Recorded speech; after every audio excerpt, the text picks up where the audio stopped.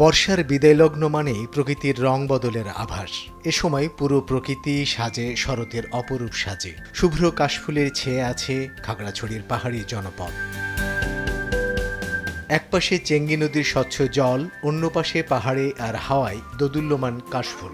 শরতের আগমনী বার্তা নিয়ে কাশফুলের সে মায়াবী দৃশ্য এখন ভ্রমণ পিপাসুদের আগ্রহের কেন্দ্রবিন্দু।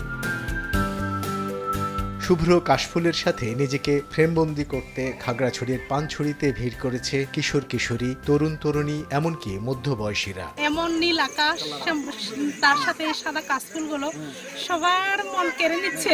শরৎ আর কাশফুলের মধ্যে একটা মিতালি রয়ে গেছে, সেই জন্য আমরা শরৎ আর কাশফুলের মধ্যে মিতালির মধ্যে আমরা এসে পড়েছি। অনেক আনন্দ হচ্ছে, অনেক এখানে লোক আছে। একটু ঠান্ডা ঠান্ডা হাওয়া, দক্ষিণা হাওয়া, সত্যি মানে শরীরে পুলক জাগায়, মনে আনন্দ জাগায়। তাই আমি বলবো যে প্রকৃতির এই যে ঋতু বৈচিত্র্যের যে খেলা, সে শহরে থেকে না যতটুকু উপভোগ করা যায়, আমাদের এই গ্রাম বাংলার এবং আমাদের এই পার্বত্য চট্টলার পাহাড়ে পাহাড়ে ছড়ায়, নদী নালায় জুমে, মানে সত্যি চমকপ্রদ। আমি শরৎকালকে এই জন্য খুবই ভালোবাসি।